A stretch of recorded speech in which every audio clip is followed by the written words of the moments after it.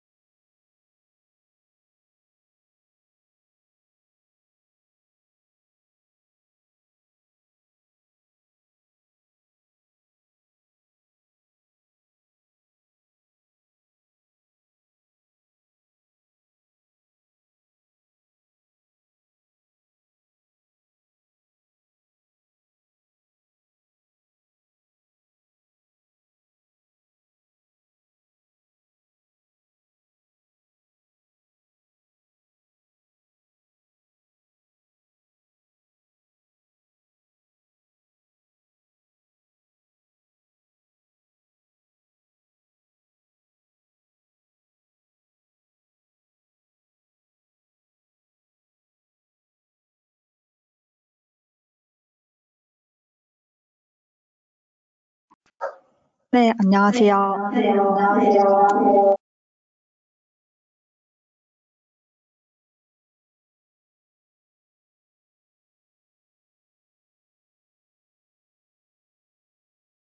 네, 안녕하세요.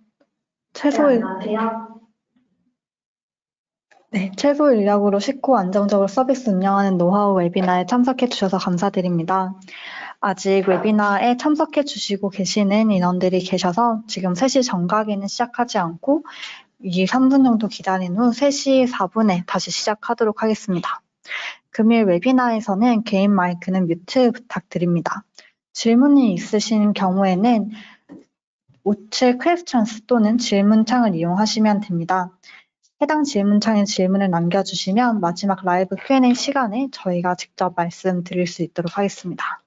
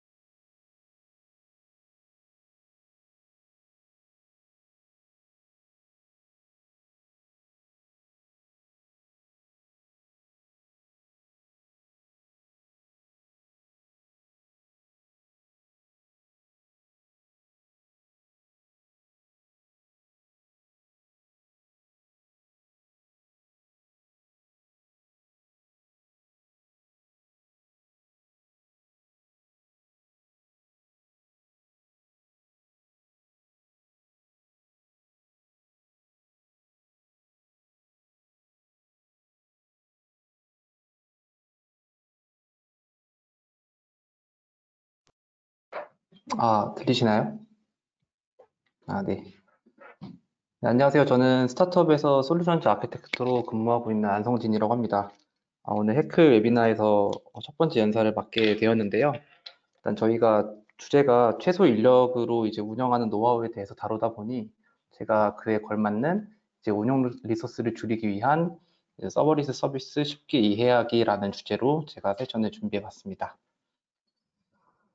네, 아젠다는 다음과 같습니다. 일단 서버리스가 무엇인지 좀 알아보고요. 왜 서버리스가 좋은지, 그리고 서버리스 서비스에는 여러 가지가 있지만 대표적으로 이제 컴퓨팅 엔진인 람다랑 파게이트에 대해서 어떻게 쓰면 좋을지, 그리고 마지막으로 요약하면서 이번 세션 마무리해 보도록 하겠습니다. 네, 서버리스란 단어가 요즘 굉장히 자주 언급이 됩니다. 그 새로 출시되는 서비스들 중에 뒤에 서버리스라는 단어가 붙은 제품을 종종 보셨을 거예요.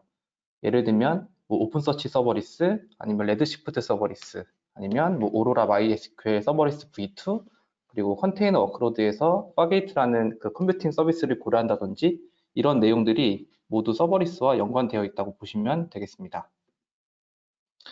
그러면 이 서버리스가 무엇인지 간단하게 짚고 넘어가고자 하는데요. 이 서버리스는 서버가 없다는 의미가 아니라 인프라를 관리할 필요 없이 애플리케이션과 그 서비스를 빌드하고 실행하는 방식이에요. 물론 애플리케이션은 서버에서 실행이 당연히 되겠죠. 하지만 이게 이제 고객님의 계정에서 보이지 않고 AWS에서 관리해주는 서버 풀에서 수행이 되는 개념이에요. 그래서 서버리스는 이 기반이 되는 서버와 같은 기술적인 관점에서 좋지만 문화적인 관점에서 봤을 때 비즈니스 가치에 초점을 맞춘 애플리케이션 구축 방식으로 이해하셔도 좋습니다. 우선 이 개발에만 집중할 수 있다면 초기 스타트업 분들께서는 프로토타입 개발부터 프로덕션까지의 출시 시간을 좀 앞당길 수가 있고요. 또 빠른 실패랑 지속적인 실험으로 이 변화를 가속할 수가 있습니다. 그리고 서버리스 아키텍처는 이 운영 관점에서 보셨을 때도 관리해야 될 서버가 없기 때문에 인프라가 성장하면서 유지하고 보수해야 될 이런 영역들을 커버를 하게 되고요. 또 비즈니스에 집중할 수 있다는 것이 서버리스의 핵심이겠습니다. 그러면 이 서버리스를 왜 써야 되는지 한번 알아보도록 할게요. 이 서버리스 이름 자체에서 알 수 있듯이 인프라 프로비저닝이나 이 구성에 대해 걱정할 필요가 없고 사용한 만큼만 비용을 지불하시면 됩니다. 이것은 가장 낮은 TCO로 생산 시간을 단축한다는 것을 의미하기도 하고요.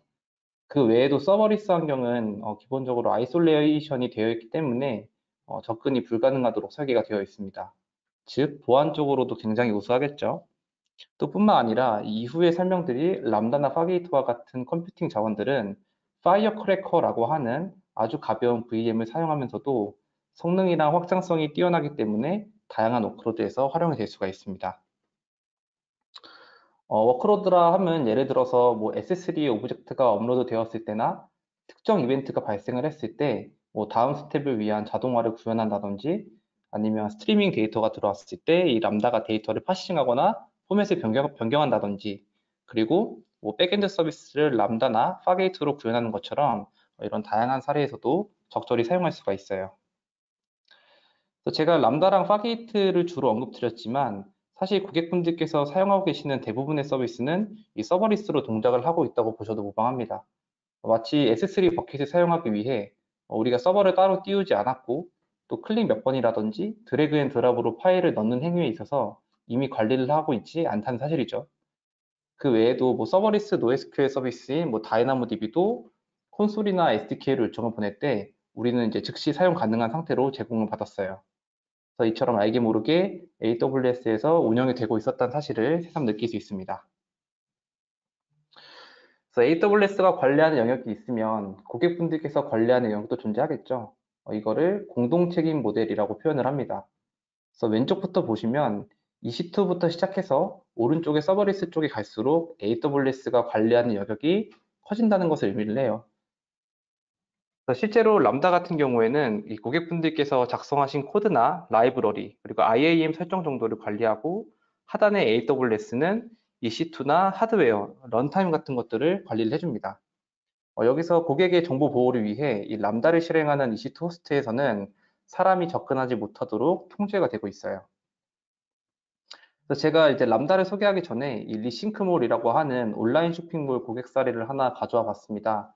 이 고객 사례 같은 경우에는 이제 레거시가 아니라 그 모놀리식 아키텍처에서 서버리스 아키텍처로 변모를 하면서 어떤 점이 달라졌는지 또 어떤 장점이 있었는지를 요약을 하고 있는데요. 상황은 이렇습니다.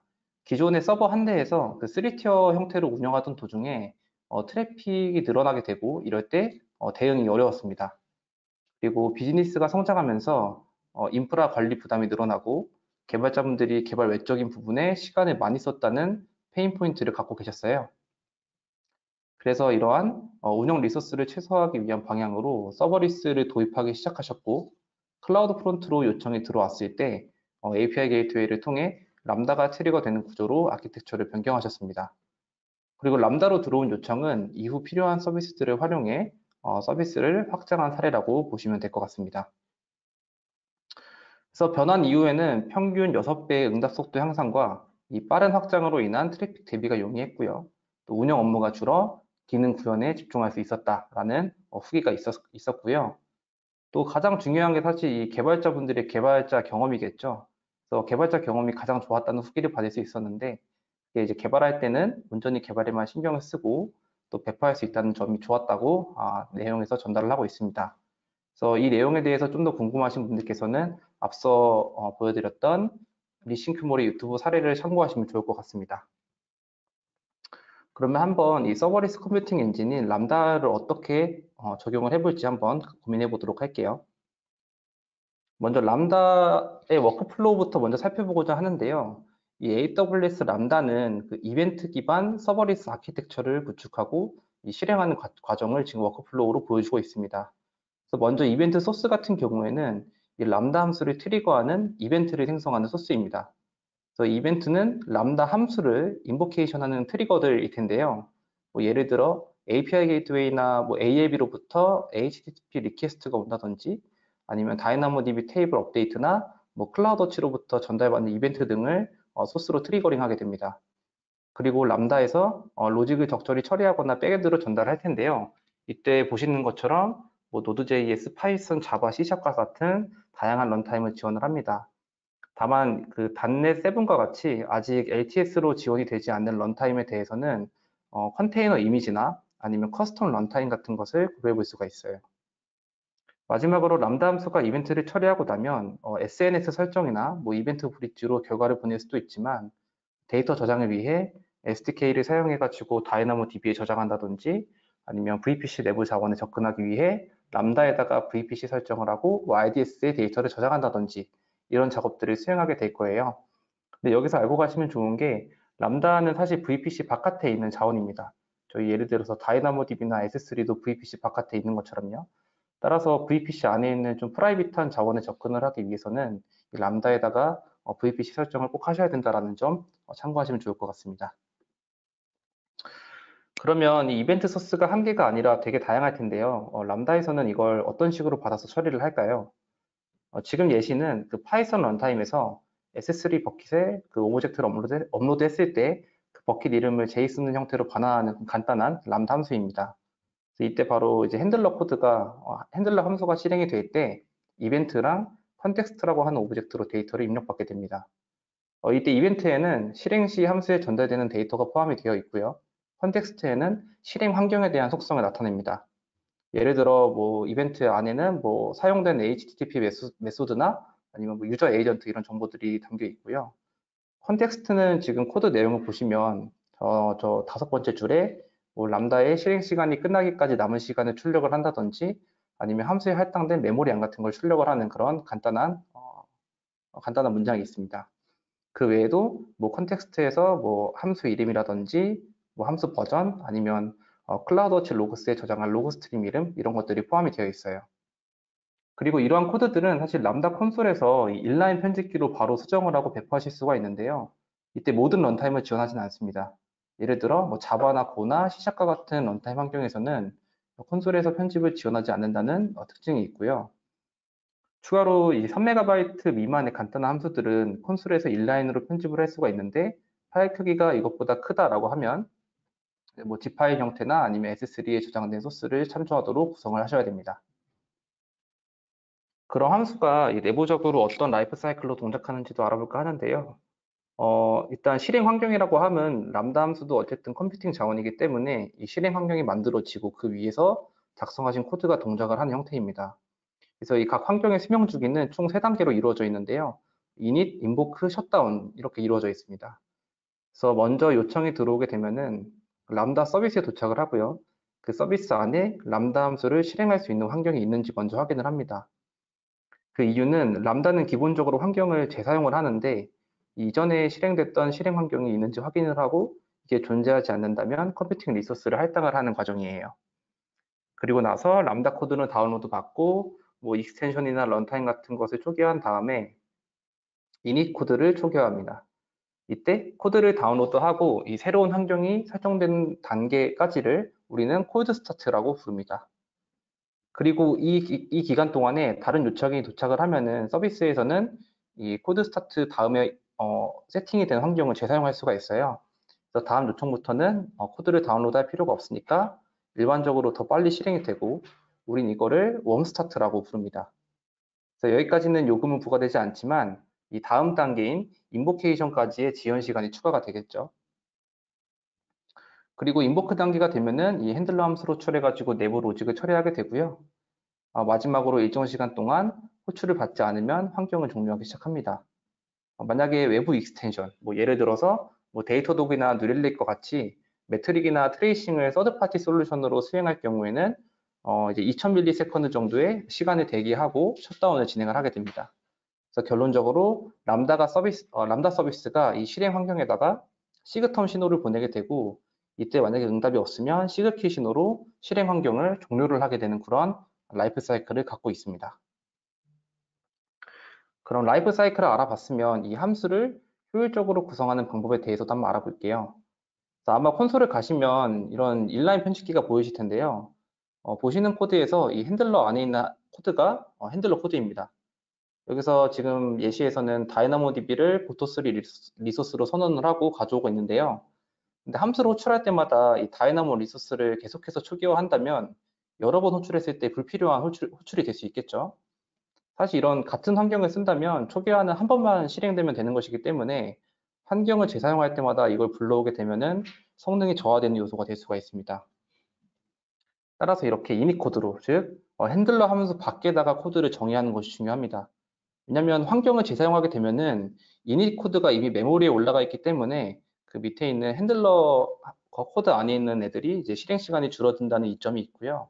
이때 이닛 코드가 늘어나게 되면은 코드 스타트는 조금 늘어날 수 있지만 이 함수에 대해서 호출이 여러 번 예상이 된다면 환경을 최대한 재사용해 가지고 핸들러 함수 내에 실행 시간을 줄이는 게 좋겠죠.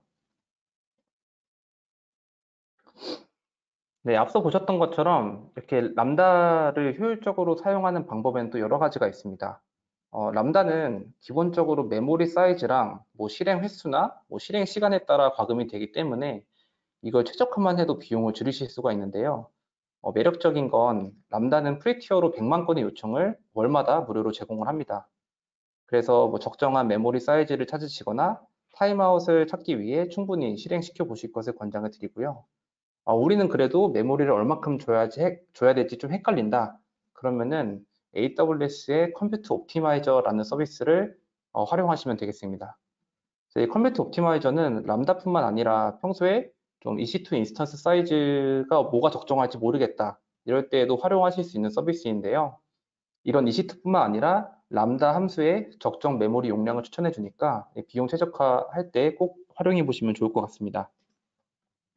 그리고 어떤 함수는 또 빠르게 실행이 필요한 함수일 수도 있죠. 뭐 워크로드에 굉장히 좀 비즈니스 크리티컬한 함수라든지 아니면 뭔가 즉시 실행되어야 되는 함수 같은 경우에는 이거를 콜드 스타트 없이 웜업 상태로 이제 실행을 시킬 수가 있어요. 그 기능을 바로 프로비전드 컨커런시라고 부릅니다.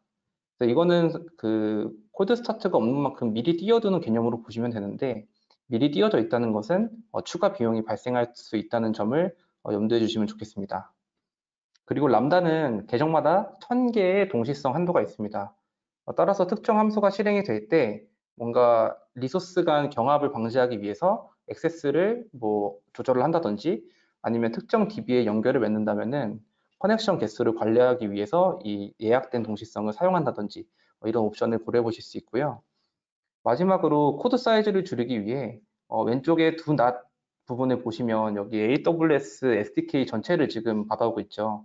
그래서 이런 식으로 모든 라이브러리를 임포트 시키는 게 아니라 내가 사용할 라이브러리만 가져와 가지고 코드 사이즈를 줄이고 그리고 최대한 빠르게 이거를 함수를 실행시키기 위해서는 이렇게 코드의 사이즈를 줄이는 것이 중요하다라는 점 기억해 주시면 좋겠습니다. 근데 만약에 여러 람다 함수에서 사용되는 좀 공통된 라이브러리가 있다면 이거를 공유해서 사용하는 방법도 있어요. 이게 바로 람다 레이어인데요. 하나 이상의 함수에서 공통적으로 사용하는 라이브러리를 레이어로 만들어 가지고 이렇게 다 같이 사용하도록 만들 수가 있습니다. 이렇게 중속성을 레이어로 묶게 되면은 이 람다형 배포 패키지의 크기를 대폭 줄일 수 있겠죠. 그래서 이렇게 만약에 펑션 1이랑 펑션 2가 각기 다른 기능을 수행을 하는데 이 두 개가 종속성이 똑같아가지고 람다 레이어 1을 지정을 했다 가정을 할게요. 그러면 펑션 1이 호출이 됐을 때 이 람다 레이어가 이미 준비가 된 상태이기 때문에 이 펑션 2가 시작이 됐을 때 이런 종속성을 일일이 다 초기화시키고 이럴 다운로드 받고 그럴 필요가 없어지게 되는 것이죠. 그래서 기동 시간이랑 배포 시간을 단축할 수 있다. 그래서 하나의 예시를 가져왔는데요. 모바일 백엔드 아키텍처가 있습니다. 이 아키텍처에서는 뭐 티켓, 쇼, 인포 이렇게 세 가지 함수 로직이 동작을 할 텐데요. 일단 사용자는 API 게이로부터 요청을 보낼 때 아무나 이걸 보내면 안 되겠죠. 그래서 인증된 사용자만 보낼 수 있도록 아마존 코그니토 유저풀을 구성을 해둔 상태예요. 그래서 유저풀에 먼저 로그인을 하고 사용자에 대한 자격증명이나 액세스 토큰을 가져옵니다. 그래서 어솔라이제이션 헤더로 이 API 메서드를 호출하게 되면은 경로에 따라서 각기 다른 함수를 호출하게 돼요. 만약 이 티켓이나 쇼 함수를 호출하게 되면은 이 다이나모DB로부터 정보를 가져오게 되고 그리고 이제 VPC 구성을 하게 되면은 프라이빗 서버넷에 있는 이 IDS에 접근해서 가져올 수가 있는데 이 IDS에 대한 민감 정보를 코드에 적는 것은 좀 위험할 수 있겠죠. 따라서 이 AWS 시크릿 매니저에다가 IDS의 호스트라든지 뭐 IDS 유저나 패스워드 같은 정보를 넣어두고 이를 가져와서 접근을 하는 구조라고 보시면 되겠습니다. 네, 다음은 이제 단위 페이지 애플리케이션인데요. 사실 앞서 보셨던 구조랑 크게 다르지 않지만 여기서 다른 점은 이 클라우드 프론트와 S3를 연결을 한 다음에 S3에서는 정적 페이지를 제공해주고 뒷단에 백엔드 요청을 보내서 로직을 처리하는 그런 구조라고 보시면 됩니다. 근데 여기서 또 엘라스틱 캐시가 가운데 들어가 있죠. 왜냐면 쇼와 같은 뭔가 읽기 작업이 많은 요청 같은 경우에는 다이나모DB에 뭔가 부하를 주기보다 앞단에 캐시를 둬가지고 빠른 응답 속도를 제공함과 동시에 다이나모DB 테이블에 부하를 줄일 수 있는 이점이 있기 때문에 이렇게 앞단에 엘라스틱 캐시가 있는 것을 보실 수가 있습니다. 이제 앞서 보셨던 이런 아키텍처들이 사실 그림으로 봤을 때에는 좀 쉬워 보이지만 막상 구축하려 그러면 좀 어려움을 느끼실 수가 있어요. 그때 이제 좀 서버리스 아키텍처를 시각화된 도구로 생성할 수 있는 서비스가 애플리케이션 컴포저라는 서비스가 있습니다. 그래서 오른쪽에 보이시는 그림처럼 이 서비스들을 드래그 앤 드랍해서 서비스 간 연결 구조를 표시하고 이걸 템플릿에 저장하게 되면은 클라우드 포메이션 형태로 확인할 수가 있어요. 그리고 로컬 파일 시스템과 이 애플리케이션 컴포저를 연결을 하면요. 내가 VS 코드에서 작업한 내용이 컴포저에도 수정이 되고 반대로도 이제 싱크가 맞춰지기 때문에 로컬 개발에도 문제없이 사용할 수 있다는 아주 좋은 기능입니다. 그래서 이 기능은 작년 리인벤트에서 발표됐던 내용이기도 해서 관심이 있으신 고객분들께서는 현재 링크를 확인해 보셔도 좋을 것 같습니다. 그럼 람다와 유사한 서버리스 컴퓨팅 엔진인 파게이트에 대해서도 한번 알아보도록 하겠습니다. 이 파게이트는 기본적으로 컨테이너 기반으로 동작하고 이 컴퓨팅 지향적입니다. 앞서 보셨던 람다는 이벤트 지향적이었거든요. 이벤트에 의해서 트리거가 되어서 실행이 되는 구조였다면 파게이트는 물리적인 서버나 VM과 유사한 구성을 가지고 있다는 것을 의미를 합니다. 그래서 파게이트도 마찬가지로 서버리스이기 때문에 관리할 영역이 대폭 줄어들기도 하고 기존의 컨테이너 워크로드를 사용 중이셨다면 코드 변경 없이 바로 사용하실 수가 있다는 장점이 있어요. 그러면 파게이트를 사용하기 위해서는 이 ECS나 EKS와 같은 컨테이너 오케스트레이션 서비스를 사용하게 될 텐데요. 이런 오케스트레이션 서비스를 사용하면은 인프라 관리도 훨씬 쉬워지고 단일 장애 지점을 제거하면서 안정성이나 탄력성을 향상시킬 수 있습니다. 그래서 기존에 만약에 EC2를 사용 중이셨더라도 이런 구성 옵션을 파게이트로 변환하면은 바로 사용하실 수가 있는데요. 사실 많은 고객분들께서는 이 파게이트 가격이 상대적으로 높아서 도입이 고민된다는 의견을 주시기도 합니다. 물론 절대적으로 가격만 비교하셨을 때는 그렇게 느끼실 수도 있지만 사실 간과할 수 있는 사실 중 하나는 이 운영에 들어가는 인건비라든지 뭐 보안 패치, 인스턴스 유지 보수 등 이런 운영적인 측면에서 부수적인 비용도 고려가 되어야 하고요. 또 파게이트는 컨테이너의 리소스에 핏하게 인스턴스가 만들어지기 때문에 유휴 자원을 최소화할 수가 있습니다. 그래서 우리가 EC2를 사용할 때에는 이 유휴 자원에 대한 활용을 고려하지만 파게이트는 필요한 만큼만 자원이 할당되기 때문에 이 점을 고려하시면 좋을 것 같고요. 아니면은 AR인 기반 파게이트 인스턴스를 채택을 해가지고 동일 인텔 기반 인스턴스 대비 한 뭐 40% 정도 가격 대비 향상된 성능을 제공받으실 수 있다는 점 알아두시면 좋을 것 같습니다. 근데 이 파게이트는 사실 ECS나 EKS나 사용되는 게 비슷하기 때문에 오늘 예시로는 ECS를 가져왔습니다. 다만 컨테이너 오케스트레이션 툴을 다루는 세션이 아니기 때문에 자세한 내용을 다루진 않지만 이 ECS에서 만약에 파게이트를 실행을 한다라고 하시면 클러스터랑 작업이라는 개념을 알 필요가 있습니다. 그래서 우선 클러스터 같은 경우에는 이 ECS 파게이트를 띄우기 위해 논리적으로 묶어주는 역할을 하는데요. 이 클러스터 안에 파게이트가 위치해서 작업이라는 오브젝트로 관리가 되는 구조입니다. 그래서 여기서 작업이란 것은 ECS에서 최소 실행 단위라고 보시면 됩니다. 보통 쿠버네티스에서 파드라고 하는 자원에 우리가 컨테이너를 한 개 이상 위치시키는 것처럼 이 ECS에는 작업에서 컨테이너 이미지를 매핑이 되는 그런 구조예요. 이때 사용되는 템플릿이 있는데 그게 바로 작업 정의입니다. 그래서 작업 정의는 왼쪽에 보이시는 것처럼 이 JSON 형태로 표현이 되는데요. 여기 이미지의 밸류로 컨테이너 이미지 위치를 지정하면 됩니다. 이제 AWS에서는 이제 AWS 이제 ECR이라고 하는 그런 서비스에서 보통 저장을 많이 하시죠. 그리고 밑에 컨테이너 포트를 지정하게 되면은 여기에 명시된 내용을 기반으로 ECS에 작업을 띄우실 수가 있어요. 그래서 여기까지가 컨테이너를 정의하는 부분이었고요. 또 JSON 파일을 생성했을 때 그 밑에 내려보시면 requires compatibilities라고 하는 그런 파라미터가 있습니다. 여기에다가 EC2를 사용할 것인지 아니면 파게이트를 사용할지 정하게 되는 거예요. 그럼 이렇게 긴 내용을 직접 수기로 작성을 해야 되냐? 그래도 되겠지만 이 콘솔을 가보시면은 ECS 작업 정의를 실제로 생성을 하실 때에는 뭐 CPU나 메모리 그리고 이미지 위치 아니면 뭐 컨테이너 포트 이런 중요 정보들만 작성을 하시고 클릭 몇 번 하시면 이런 JSON 형태로 작업 정의가 내려오는 구조입니다. 그럼 작업 정의로 파게이트를 지정을 했으면 이제 외부로부터 서비스를 받기 위해서 서비스라는 걸 생성을 해야겠죠. 그래서 서비스는 여러 태스크들이 지정된 개수만큼 유지될 수 있도록 관리를 해주고 외부로부터 트래픽을 받아야 된다면 앞단에 이제 로드 밸런서를 둘 수가 있어요. 그리고 이 서비스를 사용하지 않더라도 잠깐 실행되는 배치작 같은 경우에는 서비스 없이 단독으로 태스크를 띄우는 것도 가능합니다. 그러면 한번 이 파게이트로 배치잡을 띄우는 방법에 대해서 간단히 짚고 넘어가 보도록 할게요. 기존에 배치성 작업이 필요할 때 사실 이거를 잘 활용하시는 고객분들도 많이 계시지만 어떤 고객분들께서는 이제 VM에다가 크론 탭을 걸어두고 배치 작업을 위해 이제 24시간 띄워놓는 케이스도 제가 종종 본 적이 있습니다. 그래서 실행이 필요한 시점에만 이 컴퓨팅 자원이 떴다가 사라지면 비용이 대폭 절감이 되겠죠. 따라서 이때 아마존 이벤트 브릿지라는 서비스로 주기적으로 실행되는 크론식을 지정을 하고 이 배치잡을 수행할 수가 있습니다. 그리고 배치잡을 수행할 때는 직접 뭔가 파게이트를 띄우는 것도 가능하지만 AWS 배치 서비스를 활용하면 더 좋습니다.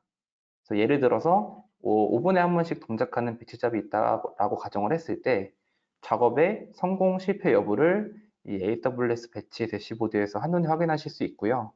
또 작업이 지연될 경우 AWS 배치에서 제공되는 큐가 있기 때문에 앞선 작업이 끝나고 뭔가 순차적으로 처리하는 것도 가능하게 됩니다. 물론 이렇게 컨테이너 워크로드에서 사용할 수도 있지만 만약에 지금 EC2를 사용하셨더라도 이거를 활용해 보실 수 있다는 점 참고하시면 좋을 것 같고요. 또 파게이트를 사용할 때는 이 CPU와 메모리에 대한 일정 비율이 정해져 있습니다. 그래서 이 CS 같은 경우에는 이거를 태스크 수준에서 정의를 하게 될 텐데요. 사실 여기 CPU랑 메모리 비율로 대부분의 워크로드는 커버가 되지만 만약에 이 CPU랑 메모리를 그 이상으로 사용을 해야 된다라고 하시면 이때는 EC2를 사용하셔야 됩니다.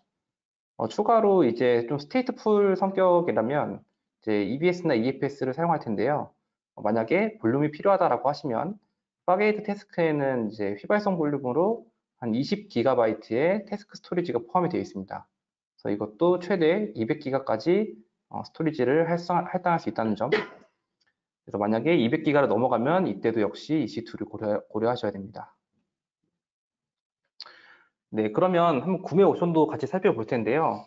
파게이트를 그냥 사용하시면 말 그대로 온디맨드 형태로 사용하게 됩니다. 사용한 만큼 실행 시간만큼 과금이 되는 그런 구조인데 만약에 좀 트래픽이 늘어났을 때 일시적으로 확장되는 인스턴스에 대해서 가격을 좀 저렴하게 쓰고 싶다라는 옵션을 선택하시려면은 이 파게이트 스팟 인스턴스를 고려해 보셔도 좋습니다. 다만 파게이트 스팟 같은 경우에는 아마존 ECS만 현재 지원을 하고 있고요. EKS에서는 아직 파게이트 스팟을 지원하고 있지 않습니다. 그리고 이제 워크로드에 대한 패턴이 어느 정도 파악이 되셨다라고 하면은 1년에서 3년 정도의 이제 약정 걸 수 있는 컴퓨트 세이빙즈 플랜도 고려해 보시면 좋을 것 같습니다. 네, 마지막으로 이 파게이트에 대한 제한 사항을 짚고 마무리하고자 하는데요. 이 파게이트의 제약 사항 중에 대표적인 것은 사용자 지정 아마존 머신 이미지를 사용할 수 없다는 거예요. 내부적으로 뭔가 보안 솔루션이 설치가 되어 있거나 따로 정의한 AMI를 사용하실 수가 없고요. 또 GPU 장비가 필요하신 경우에는 마찬가지로 EC2 인스턴스를 사용하셔야 됩니다. 자원 역시 앞서 보셨던 리소스 제공량을 초과한다면 파게이트가 아닌 EC2를 사용하셔야 되고요. 또 ECS나 EKS에서 이제 모든 노드나 인스턴스마다 하나씩 떠야 하는 데몬셋이 필요한 경우에도 마찬가지입니다. 그리고 만약 데몬셋이 지원되지 않기 때문에 뭐 트레이싱을 위해 AWS 엑스레이 데몬이 필요하다 이런 경우에는 사이드카 패턴으로 컨테이너를 함께 배포하셔야 됩니다. 그 이유는 그 태스크 또는 파드 하나당 VM이 하나씩 이런 올라오는 구조이기 때문에 노드 레벨에선 설치가 불가능하고요. 이런 제한 사항을 염두하셔가지고 이제 파게이트를 사용하실지 EC2를 사용하실지 결정하시는데 도움이 되셨으면 좋겠습니다. 네, 그러면 요약하고 마무리하겠습니다. 네, 오늘은 그 서버리스 서비스 중 컴퓨팅 서비스인 이 람다랑 파게이트에 대해 살펴봤습니다. 이 서버리스가 사실 만능은 아니지만 대부분 워크로드에서 운용 리소스를 줄이는데 큰 도움을 준다는 점을 오늘 알게 되었어요. 그리고 복잡한 애플리케이션을 만들 때에는 시각화 도구를 충분히 지원한다는 점, 그래서 애플리케이션 컴포저로 이 서버리스 애플리케이션을 직관적으로 만들어 보고 이 CS 같은 경우에는 제가 시간 관계상 오늘 설명을 드리지 못했지만 AWS 코파일럿 CLI라고 하는 도구로 쉽게 만들어 볼 수 있습니다. 이 코파일럿 CLI는 앞서 보셨던 작업정의나 뭐 서비스라든지 이런 특정 워크로드의 템플릿이 정해져 있기 때문에 그 템플릿을 기반으로 이제 서버리스 아키텍처를 만들어주는 좀 자동화된 도구라고 보시면 될 것 같아요. 그리고 워크로드에 대한 패턴이 파악되셨다면 이 다양한 구매 옵션으로 비용을 절감해 보시면 좋겠고요. 또 배치작 같은 경우에는 이 이벤트 브릿지나 AWS 배치를 활용해 가지고 필요할 때만 사용되도록 구성해 보실 것을 권장을 드립니다. 네, 여기까지 안성호진이었고요. 네, 감사합니다.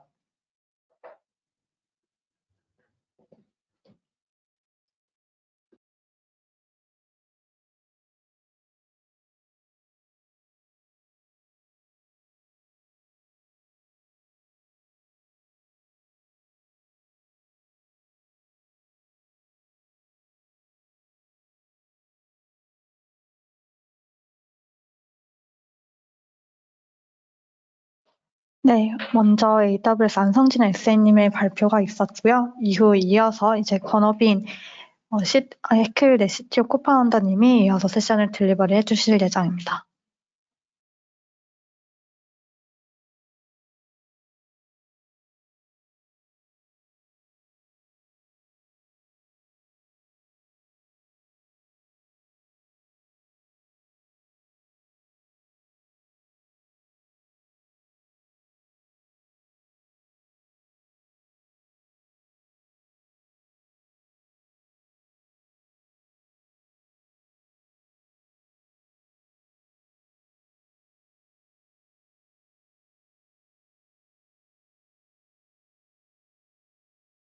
질문이 있으신 경우에 하기 질문창을 통해서 남겨주시면 저희가 순차적으로 채팅을 통해서 답변을 드리고 있고요. 채팅에서 답변 드리지 못하는 내용은 이후 라이브 Q&A에서 저희가 다시 질문에 대한 답변을 라이브로 드릴 수 있도록 하겠습니다. 질문이 있으신 경우에는 편히 저희 질문창을 통해서 남겨주시면 되고요.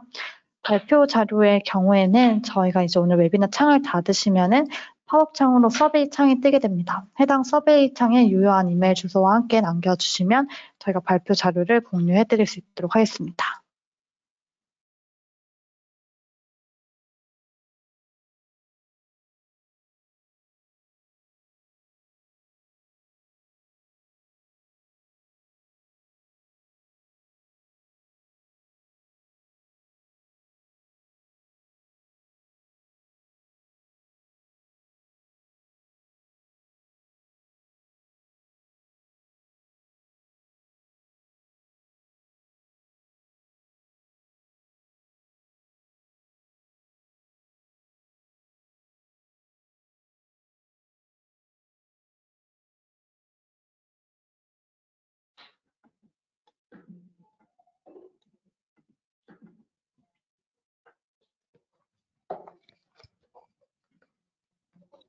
네, 안녕하세요. 저는 이어서 발표 진행하도록 하겠습니다. 오늘 발표하게 된 내용은 잘 나가는 개발자들은 다 쓰고 있는 개발 프로세스 최적화 방법론이라는 이름으로 좀 발표를 하게 되었습니다. 제가 잘 나가는 개발자라는 뜻이 아니라 이런 다른 많은 개발자분들이 좀 어떻게 좀 잘 개발 프로세스를 정립하고 진행하시는지에 대한 발표 내용이니까 끝까지 많은 시청 부탁드립니다. 발표 앞서서 제 소개를 좀 간단히 드리면은 저는 해클이라는 회사에서 지금 공동 창업하고 개발을 담당을 하고 있고요. 이전에 쿠팡과 작은 스타트업 그리고 SI 기업 등 다양한 개발 문화에서 개발을 했었던 경험들이 있습니다. 그 경험들을 바탕으로 어떻게 하면은 좀 더 최적화된 개발을 할 수 있을까 이런 고민들을 좀 많이 했었는데요. 오늘 발표 내용에 이런 내용들을 좀 다뤄보도록 하겠습니다. 지금 제가 현재 다니고 있는 회사인 해클에 대해서 좀 궁금하실 것 같아서 좀 간단하게 좀 소개를 먼저 드리려고 하는데요. 저희 해클 같은 경우에는 데이터 기반으로 제품을 개발해 경험이 많은 쿠팡 출신의 PO와 개발자분들이 같이 함께 만드는 회사입니다. 해클 이전에는 저희 구성원들이 사용자로서 저희가 서비스하는 모든 솔루션들을 활용해서 쿠팡 와우 멤버십, 핀테크, 쿠팡 이츠 등 여러 가지 서비스를 출시하고 개선시켜 본 경험들이 있습니다. 이런 사용자 입장에서 충분히 경험해보고 느낀 페인 포인트들을 해결하는 것을 넘어서 더 사용성 좋은 서비스를 만들기 위해 고객의 소리에 늘 기울이며 노력을 하고 있습니다. 저희가 현재 제공하고 있는 플랫폼들은 크게 4가지 카테고리로 구성되어 있는데요. 제품을 최적화하기 위한 A/B 테스트, MAB, 리모트 컴피그 등과 그리고 사용자 행동 분석을 하기 위한 기능들, 그리고 고객 관리 기능을 하기 위한 온사이트 마케팅이나 이는 메시지에 관련된 기능들을 제공을 하고 있고요. 오늘 발표 주제로 다루고자 하는 배포와 모니터링 쪽 관련된 제품들도 하나의 플랫폼에서 제공을 하고 있습니다. 저희가 이제 창업한 지 불과 한 3년 정도 된 회사인데요. 그 기간 동안 좀 많은 고객들이 저희와 함께 해주고 계십니다. 그래서 많이 들어보셨던 카카오 스타일이나 여기어때, 오늘의 집뿐만 아니라 대기업들인 LG U+, 올리브영 등 다양한 분야와 다양한 회사들에서 저희를 사용을 해주시고 계시고 저희를 바탕으로 많은 인사이트를 얻어서 제품 개선에 사용을 하고 계십니다. 또 심지어 그런 좀 최근에 이제 DT라는 키워드가 좀 트렌드인데 그런 DT 전환을 하고 계신 업체들 같은 경우에도 안정성 있게 그리고 빠르게 전환을 하시고자 저희 해클을 많이 사용해 주고 계셔서 많은 관심 부탁드리겠습니다. 그럼 본격적으로 오늘 이제 발표 내용들에 대해서 다뤄보려고 하는데요. 혹시 여러분들은 배포하실 때 새벽 배포들을 좀 많이 하게 되시나요? 아니면은 버그가 나서 이제 고쳤더니 이제 또 7개 새로운 버그가 나오고 또 롤백 하는데 시간이 오래 걸리고 계시지는 않으신가요? 그리고 이게 배포를 한번 했더니 또 리스크들이 너무 많은데 이런 리스크들을 어떻게 관리해야 될지 고민을 하고 계시지는 않으신가요? 이렇게 해서 개발하고 배포까지 다 했는데 또 이제 경영진 분들이나 비즈니스 분들께서는 또 개인 팀 성과 보고를 해달라. 이번에 제품 나간 것들에 대한 성과는 어떤지 이런 것들에 대해서 요청을 받고 또 그 자료들을 제출하고 이런 부가적인 업무들을 많이 하고 계시지는 않은가요? 사실 이제 이 모든 것들에 앞서서 제일 좀 무서운 것들은 장애일 것 같습니다. 사실 이런 배포라든지 이런 앞에 있었던 일들 같은 경우에는 이런 장애가 두렵고 장애 때문에 이제 이런 것들을 어떻게 해결하고자 하는 것들이 좀 많이 담겨져 있을 것 같은데요. 이런 배포를 점점 두려워하게 되는 이유는 이 배포로 인해서 발생하는 영향도와 많이 비례를 할 것 같습니다. 뭐 사용자가 1명, 10명이라서 이게 장애가 났을 때의 영향도가 뭐 1명에서 10명이다. 그리고 뭐 매출액 손실이 10,000원이다, 10만 원이다. 일 때는 괜찮지만 점점 회사가 커져서 장애가 1분만 발생해도 뭐 1억, 10억, 100억의 뭐 손해가 발생을 한다라고 하면은 점점점 더 두려워지게 되겠죠. 그리고 이런 것들에서 가장 중요한 건 사실 그래서 롤백입니다. 장애가 발생했을 때 빠르게 감지하고 롤백을 할 수 있어야 되는데요. 결국에 우리가 배포를 하면서 이런 개발 프로세스에서는 장애가 발생했을 때 영향도를 최소화하고 그리고 쉽고 빠르게 롤백을 해서 그런 장애들을 복구를 할 수 있어야 되는 부분들일 것 같습니다. 사실 이런 저희 뭐 지금 현재 들으시는 분들 같은 경우에는 내부적으로 뭐 CI/CD 파이프라인을 자동으로 구성을 해 놓으시고 그런 배포 롤백이라든지 이런 프로세스들을 좀 많이 잡아 놓으셨을 분들도 많으실 것 같은데요. 이 모든 것들은 이런 영향도를 줄여서 개발자들이 두려워하지 않고 자신감 있게 배포를 해서 서비스에 빠르게 출시를 할 수 있게 하기 위함일 것 같습니다. 지금 앞서서 이제 장애 관련된 이야기들을 나눠봤는데 이런 장애가 두려워지면 두려워질수록 배포 주기가 점점 느려질 것 같아요. 뭐 하루에 한 번, 1, 2주에 한 번, 그리고 뭐 한 달에 한 번, 이제 뭐 분기까지 넘어서 이런 연례 행사처럼 배포를 하시는 경우들도 좀 많으실 것 같고요. 만약에 이제 일주에 혹은 하루에 배포가 수십 번씩 발생할 할 수 있고 장애 영향도를 줄일 수 있게 구성을 해 놓으셨다라고 하면은 정말 좋은 프로세스를 만드신 회사일 것 같은데 사실 오늘 웨비나를 들으신 분들은 그런 것들을 어떻게 할 수 있을지 궁금하실 것 같아요. 그래서 오늘 발표 내용들은 이런 분들한테 좀 추천을 드립니다. 여건상, 환경상 필요한 만큼 자주 배포를 하지 못하고 있다. 새로운 서비스를 출시를 해야 되는데 배포하는데 한 달 있다가 1년 있다가 해야 된다. 그리고 주기적으로 배포는 하고 있지만은 안정성에 대한 불안 때문에 그 배포를 더 천천히 하게 된다. 그리고 이런 안정성 관리를 하기 위해서 배포 전 그리고 배포 후에 이런 리소스들이 아깝거나 아니면은 이런 서비스 안정성 관리를 위해 서비스를 개발하고 운영하는 것 외에 그런 트래픽이 좀 적은 밤이나 새벽 시간에 배포를 하면서 이런 리소스를 효율적으로 사용하지 못하시는 분들에게 오늘 어떻게 하면은 더 효율적으로 하실 수 있을지에 대해서 좀 말씀을 드려보려고 합니다. 우리가 그러면은 코드를 왜 자주 배포를 하고 서비스를 자주 출시를 하고 싶어 할까요? 결국에는 세상의 트렌드는 변화하고 우리가 개발한 코드를 빠르게 고객한테 전달을 해야만 비즈니스 임팩트를 얻어서 회사를 성장시킬 수 있기 때문일 것 같은데요. 이런 것들에 대해서 고민을 많이 했었던 부분 중에 뭐 이런 트렁크 베이스드 디벨롭먼트라는 개발 방법이 있습니다. CI/CD, 뭐 통합 테스트 환경, 여러 가지 구축 방식들도 있지만은 결국에는 이런 코드를 관리해서 어떻게 배포하는지가 기본 베이스가 되실 것 같은데요. 기술 관리에서 기술 통해서 형상 관리를 해서 배포를 하시는 분들은 기본적으로는 기플로우, 뭐 피처 브랜치를 만들어서 배포를 하시는 전략들을 사용하고 계실 겁니다.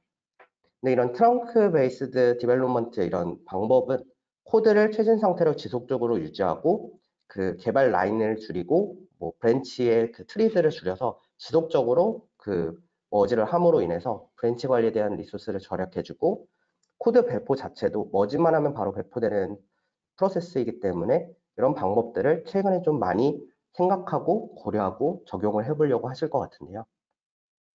근데 여기서 좀 걱정되시는 부분들이 그걸 겁니다.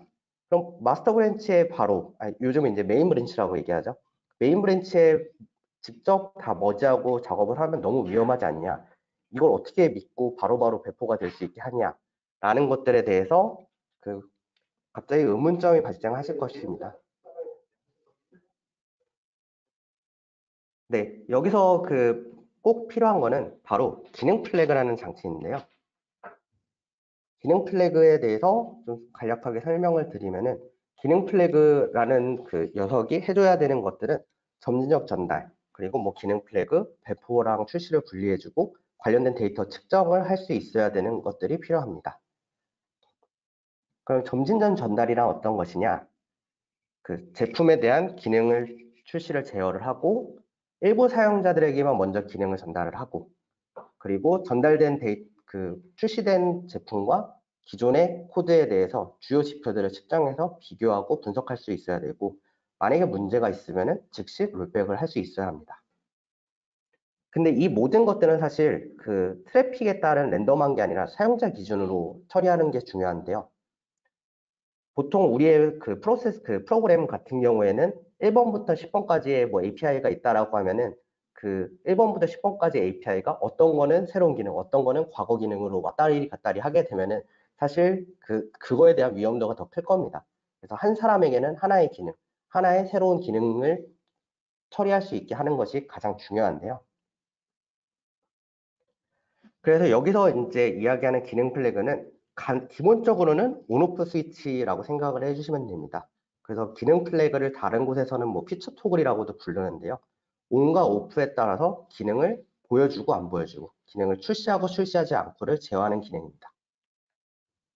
그 다음은 이제 롤아웃이라는 기능이 있는데 그런 피처에 대해서 온, 오프만 하는 것이 아니라 10% 사용자에게만, 40% 사용자에게만 새로운 기능을 출시를 하고 그 외에 사용자들에게는 기존 기능을 보여줌으로 해서 장애 영향도를 낮추고 기능 출시에 대한 테스트를 좀 더 용이하게 하실 수 있습니다.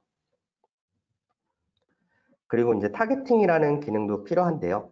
기능 플래그로 단순히 기능을 온오프 하는 것뿐만 아니라 특정 플랫폼에 먼저 혹은 특정 사용자에게 먼저 기능을 출시를 하고 검증을 한 이후에 전체를 출시할 수 있도록 처리를 하는 기능이 필요합니다.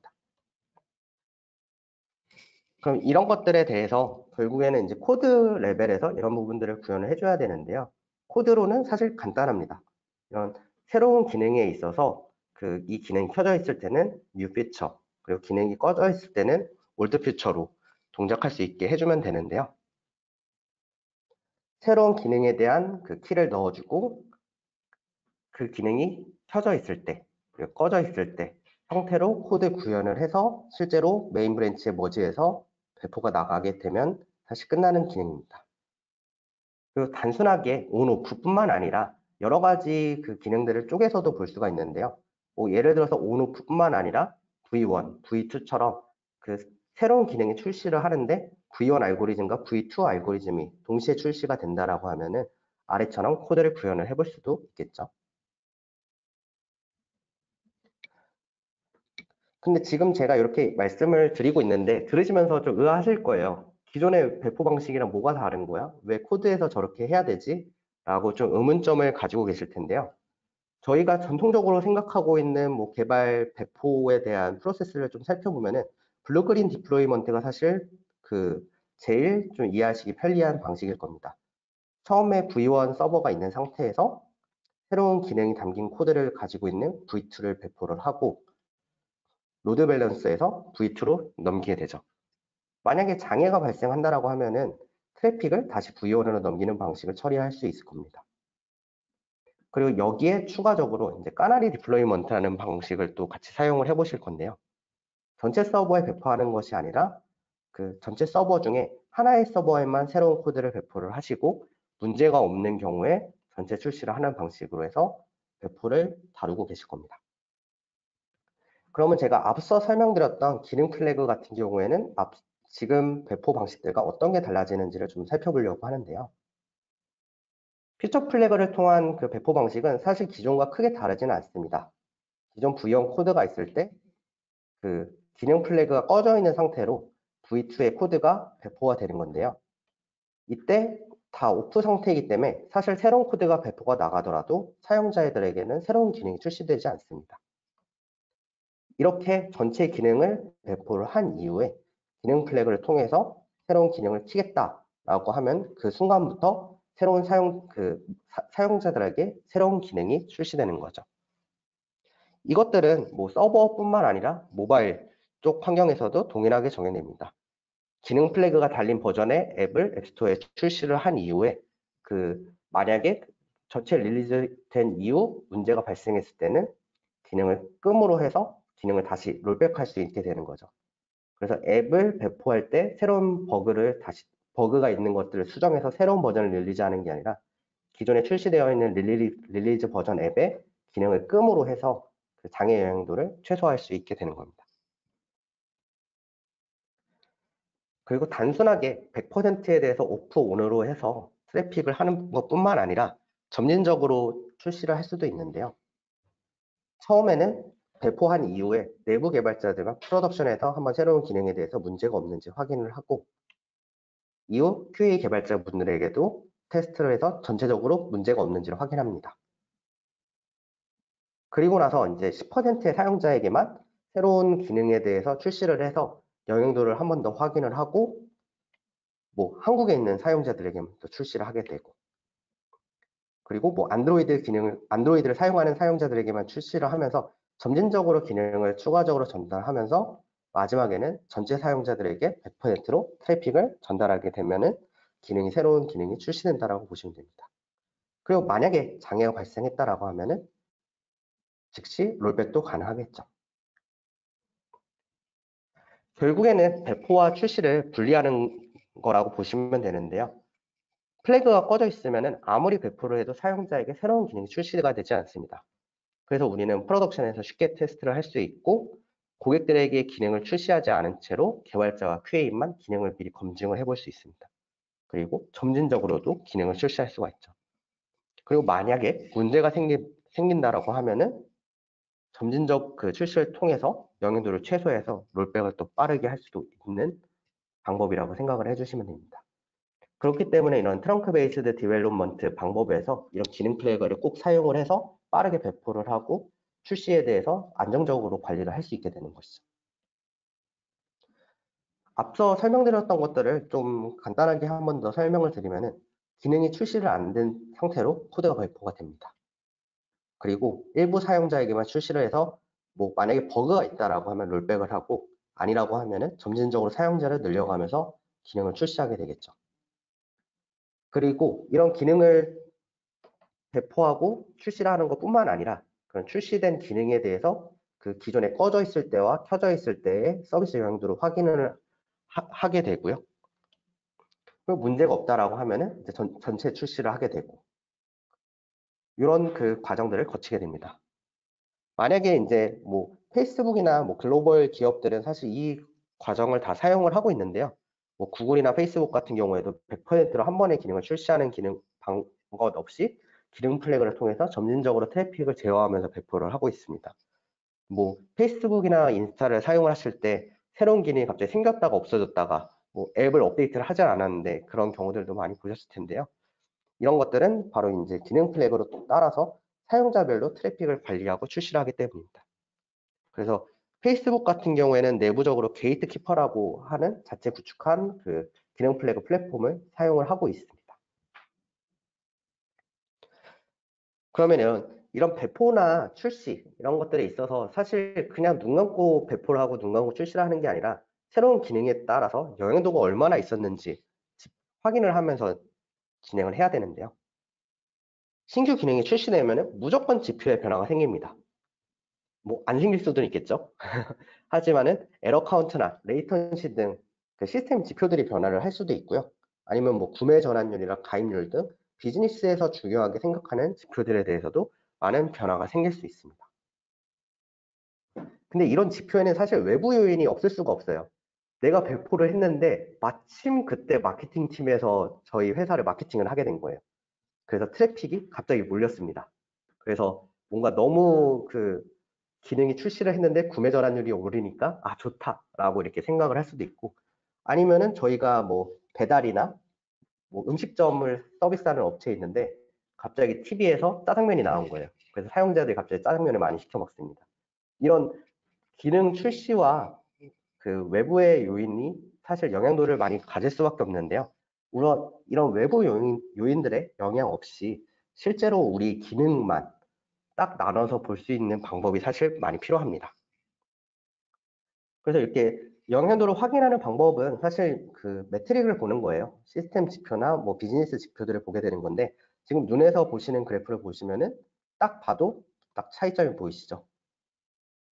실제로 이 기능을 통해서 기능을 딱 켰을 때 특정 매트릭은 올라가고 특정 매트릭은 떨어지고 해서 뭔가 문제가 생겼다는 걸 바로 확인할 수 있습니다. 근데 만약에 기능 플래그를 사용을 해서 그 5% 사용자에게만 먼저 출시를 했다라면 어떨까요? 이렇게 그 전체 출시를 하는 게 아니라 이런 5% 사용자들에게만 출시를 해서 이 영향도에 대해서 조금 더 확인해 볼 수 있겠습니다. 이 5%에 해당하는 사용자들의 지표를 좀 더 확대해서 보면은 지금처럼 그 100%를 하기 전에 5% 사용자에 대한 이 지표들만 보고 문제가 있는지 없는지를 확인한 다음에 문제가 있다라고 하면은 바로 롤백을 했다라면 사실 큰 문제가 없었겠죠. 이 위에 있는 그래프가 만약에 에러 레이트라고 따져보면은 100%를 출시를 했을 때는 20% 에러 레이트가 발생했다라고 하면은 영향도는 100% 중에 20%, 결국 20%가 모든 그 영향을 받았던 사용자들이라고 볼 수 있을 겁니다. 하지만 기능 플래그를 통해서 5% 사용자들에게만 먼저 출시를 하고 지표를 확인했다라고 하면은 20% 에러율 중에 5%만 영향을 받았기 때문에 실제로 서비스의 영향은 1%이겠죠. 그래서 이런 시스템 지표들을 좀 확인하는 것들이 중요한데, 저희 그 지금 현재 보시는 화면은 저희 그 대시보드인데요. 저희가 제공하는 기능입니다. 기능 플래그를 통해서 기능을 출시를 했을 때 특정 시점에 그 기능이 꺼짐과 켜짐에 따라서 이런 그 지표들이 어떻게 변화하는지에 대해서 실시간으로 확인해 보면서 모니터링을 할 수 있어야 되고요. 그리고 이런 비즈니스 지표들도 중요합니다. 구매 전환율, 가입률, 체류 시간, 구매자 수, 뭐 이런 PV, UV도 사실 이런 기능 플래그 출시, 이런 제품의 출시에 따라서 영향을 받을 수밖에 없는데요. 저희 같은 경우에는 이런 기능 플래그의 버전 1, 뭐 버전 2처럼 실제로 이제 기능 플래그의 트래픽이 변경된 부분에서 온과 오프 사용자의 그 비즈니스 지표들을 비교해서 특정 사용자들이 어떤 영향을 미쳤는지를 확인할 수 있게 비교를 하는 기능을 제공을 해드리고 있습니다. 그래서 기능 플래그는 단순하게 피처 토글이라고 부르는 것처럼 온오프뿐만 아니라 이런 기능에 따라서 실제로 출시에 따라서 서비스 영향이 어떻게 발생했는지를 보시고 의사결정을 하실 수 있는 것이 사실 가장 중요합니다. 그래서 위에서 보시는 그래프 같은 경우에는 실제로 기능이 출시된 고객들이 비즈니스 지표가 얼마나 개선되었는지를 볼 수 있는 그래프들이고요. 아래쪽 결과는 이제 그 실제 분석 결과랑 개선율, 그리고 P-value라고 불리우는 통계적 그 유의성까지 확인을 해서 빠르고 정확한 출시에 따른 의사결정을 하실 수 있게 도와드리고 있습니다. 그러면은 앞서 이런 얘기들을 들으면은 너무 좋은 것 같아. 근데 어디에 써야 될지 사실 감이 좀 잘 안 오실 것 같은데요. 그래서 실제로 이런 저희가 사용했었던 유즈 케이스들을 좀 몇 가지를 가지고 와봤습니다. 그 실제로 이제 사용했었던 유즈 케이스 같은 경우에는 저희가 처음에 이제 AWS SQS라는 큐 시스템을 사용을 하다가 카프카, 그러니까 AWS MSK로 마이그레이션을 했었던 일이 있었는데요. 만약에 이제 기능 플래그를 사용하려 하지 않고 마이그레이션을 했다라고 하면은 기존 V1 코드는 SQS를 보고 있다가 이후에 V2 코드는 바로 카프카로 트래픽이 넘어가게 되겠죠. 사실 여기서 뭐 내부적으로 고민하실 때 뭐 듀얼라이트를 하면 어떻게 할까, 뭐 배포를 여러 번 하면 어떻게 하냐, 뭐 이런 여러 가지들이 있겠지만은 사실 그 모든 것들도 그 비용일 것 같습니다. 그래서 저희 같은 경우에는 이런 SQS랑 카프카로 전환을 할 때 앞에 기능 플래그를 달아서 처음에는 오프 상태일 때는 SQS로 그 지속적으로 쏘도록 이렇게 배포를 하였습니다. 그 상태에서는 기능 플래그가 오프였다가 트래픽을 틉니다. 바로 기능을 100% 트는 게 아니라 1%만 카프카로 넘겨가지고 실제로 영향이 없는지 그 비즈니스 코드 검증들을 다 완료를 하고 이후에 전체 100%를 전환함으로써 이 기능 플래그의 서비스 영향도가 없었는지 그런 것들을 모니터링하면서 코드를 여러 번 배포하지 않고 바로 출시를 할 수 있었던 케이스였습니다. 그리고 앞서 뭐 설명드렸던 이제 트렁크 베이스 디벨롭먼트에서 사실 가장 많이 사용을 하는데요. 코드 자체에서 이제 기능 플래그가 꺼져 있을 때와 켜져 있을 때를 구분해서 기본적으로는 기능 플래그가 꺼져 있는 상태로 배포를 하게 됩니다. 그래서 커밋 1번이 뭐 머지가 돼도 꺼져 있고 커밋 2가 머지돼도 꺼져 있고 이 상태로 커밋들을 지속하다가 모든 이제 커밋이 완료됐고 출시를 해도 되는 상황이다라고 하면은 기능 플래그를 딱 킴으로 인해서 지금까지 커밋했었던 내용들이 실제로 고객들한테 출시가 되는 거죠. 이렇게 해서 배포 프로세스를 가속화할 수 있고 장애 영향도를 최소화할 수 있습니다. 이게 뭐 없었던 이야기를 제가 가지고 온 게 아니라요. 실제로 이제 실리콘밸리에서 저희가 알고 있는 그 회사들에서는 다 많이 사용을 하고 있는 그 방법이고 기능들입니다. 그래서 구글 같은 경우에는 이제 트렁크 기반 개발 모델을 가장 성공적으로 잘 활용하고 있는 기업 중 하나인데요. 그 구글 같은 경우에는 아래에 보시는 이미지처럼 그 릴리즈 브랜치를 가지고 A/B 테스트와 기능 플래그를 활용해서 그 배포를 기능 플래그를 통해서 함으로써 장애 위험을 관리를 하고 있습니다. 그래서 2021년 기준으로 구글은 이제 86TB에 달하는 코드를 가지고 있고 1만 명 이상의 엔지니어가 매일 4만 건 이상의 커밋을 수행을 하고 있다고 해요. 네, 내부적인 코드 구조를 모노레포와 그리고 코드 브랜치 관리를 트렁크 기반 모델로 하여 이런 머지를 할 때 뭐 하루 종일 테스트를 하고 일주일 이상 테스트하고 하는 게 아니라 지속적으로 머지하고 배포하고 할 수 있는 것들을 내부적으로 프로세스로 잡고 진행을 하고 있다고 합니다. 그리고 우버 같은 경우에도 이런 모바일 앱 환경에 유저 그룹별로 이제 맞춤형 기능을 제공하기 위해서 기능 플래그를 활발하게 사용을 하고 있고요. 그런 견고한 이런 플러그인 아키텍처나 기능 플래그, 외부 데이터에 따른 이런 동적 검증, 정적 분석 도구 등 다양한 방법으로 업데이트 사항을 고객들에게 전달을 하고 이런 고객한테 도달하기 전에 잠재적인 버그를 감지해서 코드 신뢰성을 확보를 하고 있습니다. 그리고 더불어 이런 기능 플래그와 A/B 테스트를 같이 활용을 해서 그 고객 경험을 최적화를 하고 있죠. 그리고 국내 같은 경우에는 그 쿠팡이라는 회사가 사실 가장 잘 사용하고 있는 회사라고 생각을 해주시면 되는데요. 쿠팡은 자체적으로 이런 XPC라고 불리우는 A/B 테스트 플랫폼을 관리하고 있고 트래픽 컨트롤러라는 기능을 같이 사용을 하고 있습니다. 여기서 얘기하는 트래픽 컨트롤러라는 게 지금 제가 말씀드렸던 기능 플래그라고 이해를 해주시면 되는데요.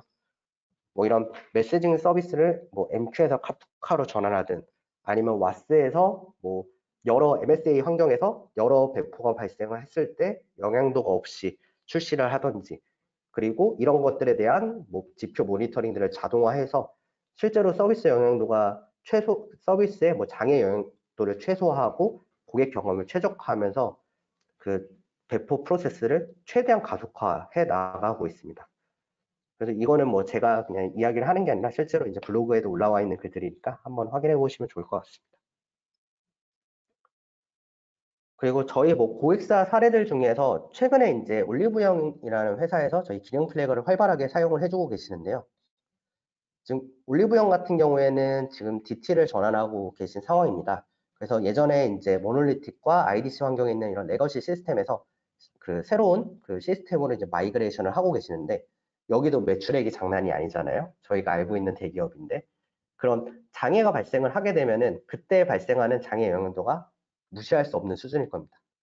그래서 이런 환경에서 빠르게 배포하고 장애 영향도를 최소화하고 그러면서 전환도 빠르게 할 수 있게 하기 위해서 저희 기능 플래그에 있는 이런 온오프 토글이라든지 롤아웃, 점진적 기능 출시, 그리고 특정 타겟팅을 하고 매트릭을 확인하면서 실제로 많은 그 배포와 DT 전환에 저희 기능 플래그를 활발하게 사용을 해주고 계십니다. 그래서 앞서서 제가 보여드렸던 기능들 같은 경우에 사실 if else의 true false로만 동작하는 걸로 이제 보이셨을 텐데요. 그것뿐만 아니라 저희는 이제 원격 구성, 리모트 컨피그라는 기능을 같이 제공을 해서 좀 더 유연하게 개발을 하실 수 있도록 제공을 해드리고 있습니다. 기능 플래그 같은 경우에는 사실 뭐 API나 뭐 DB를 직접 만드는 것들이 아니라 그 백오피스를 대체하거나 운영성 업무를 감소하기 위해서 사용할 수 있는 기능들인데요. 뭐 마이너한 문구 변경을 하기 위해서 배포를 한다. 뭐 특정 그 위치를 변경하는데 배포한다. 이미지를 변경할 때 또 배포를 한다. 아니면 이걸 위한 백오피스를 만든다. 이런 것들이 아니라 그 배포는 처음에 한번 나가고 그 이후에 외부에서 쉽게 그 변경을 함으로써 좀 더 운영을 쉽게 해줄 수 있는 기능을 생각을 해주시면 됩니다. 뭐 예를 들어서 뭐 앞에 뭐 4월에 따뜻한 선물 10% 할인에 추가 경품까지라는 이런 텍스트를 뭐 배포 없이 자동적으로 변경을 해보고 싶다라고 하면은 오른쪽에 보시는 화면처럼 그 텍스트 제이손 형태의 문구로 설정을 해놓고 코드에 적용해 놓고 이후에 뭐 이 문구들을 변경하면은 바로 반영되고 하는 방식으로 좀 사용을 해보실 수 있을 것 같은데요. 여기에 뭐 추가적으로 기능 플래그나 A/B 테스트를 통해서 뭐 문구를 변경했을 때 얼마나 사용자들에게 영향이 있는지 아니면 문구를 점진적으로 전달한다든지 하는 기능들도 함께 사용을 하실 수가 있습니다. 그래서 이런 값들은 이제 간단하게 뭐 이런 제이손 형태로 구성을 해보실 수 있기 때문에 사실 개발자분들 입장에서는 크게 어렵지 않은 방식이기 때문에 이런 기능들과 뭐 기능 플래그, 뭐 다른 아니면은 A/B 테스트까지 같이 활용을 해서 제품을 최적화하면서 장애 영향도는 줄이고 그리고 배포에는 무섭지 않고 이런 것들을 활발하게 활용을 해보실 수 있을 것 같습니다. 네, 발표는 여기서 마치고요. 오늘 이제 발표했었던 내용들을 제가 한 번 더 서머리해서 말씀을 드리면은 그 잘 나가는 개발자라고 얘기를 했는데 사실 그냥 실리콘밸리고요. 실리콘밸리에서 기능을 출시할 때 가장 많이 사용을 하고 있는 이런 배포 관리 방법, 기능 플래그에 대해서 한번 이야기를 해봤고요.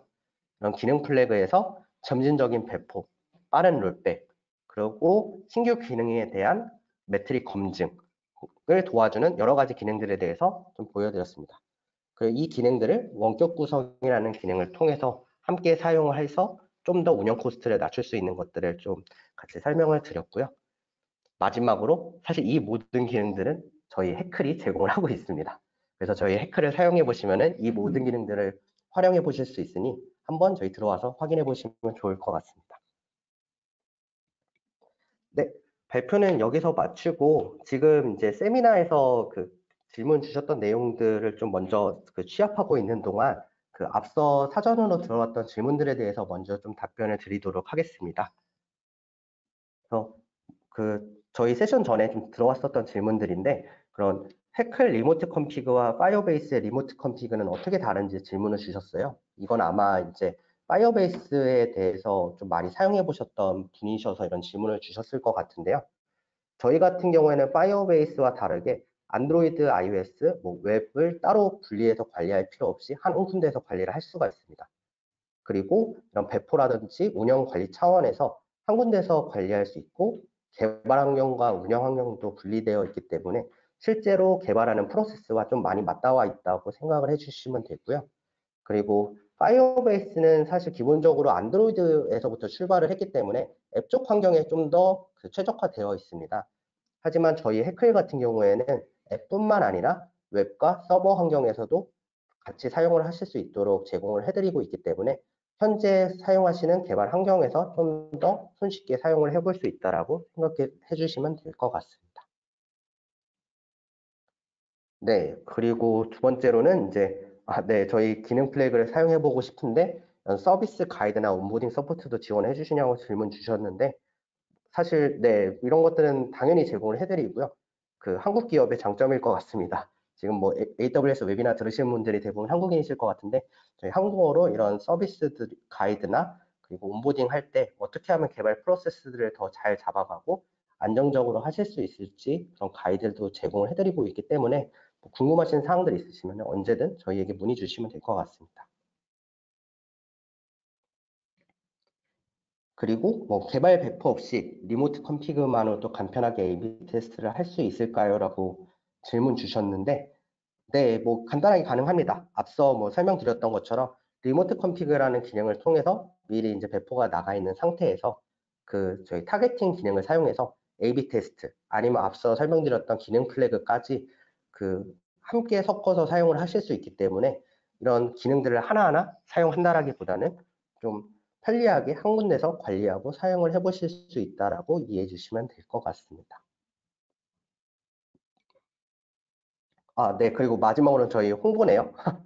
네, 저희가 이제 이번에 그 발표하기에 딱 그 바로 앞서서 그 특정 솔루션에 대해서 AWS에서 이제 뭐 이상적인 기반으로 되어 있는지 검증하는 이런 파운데이셔널 테크니컬 리뷰라는 게 있는데 마침 그게 통과가 됐다라고 전달을 받았어요. 그래서 이 리뷰는 사실 보안, 성능, 비용 등 측면에서 이제 해클 솔루션이 신뢰할 만한 것인지를 AWS에서 검증해 주신 것이기 때문에 안심하고 사용을 해주시면 될 것 같고요. 그리고 저희는 또 AWS 마켓플레이스라는 곳에도 같이 입점이 되어 있습니다.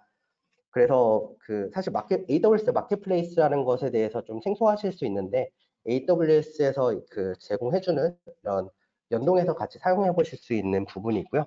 그래서 AWS 마켓플레이스에서 구독을 통해서 손쉽게 저희를 사용해 보실 수도 있습니다. 그리고 비용까지도 AWS 비용에 같이 섞어서 하실 수 있으니까 좀 더 큰 장점이 있으실 것 같네요. 그래서 저희 같은 경우에는 지금 AWS 마켓플레이스 구독 전용으로 할인 프로모션을 좀 제공을 하고 있어서 관심 있으신 분들은 아래쪽 QR코드를 한번 스캔해서 한번 들어와 보시면은 손쉽게 확인이 가능하시고요.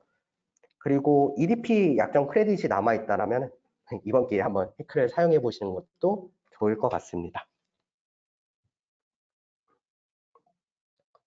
네, 그래서 앞서 제가 사전 Q&A 발표하는 동안 이제 라이브 Q&A들이나 정보들 이제 좀 취합이 되었을 것 같은데 앞서 발표해 주셨던 SA분과 함께 주셨던 질문들을 같이 답변 나누도록 하겠습니다.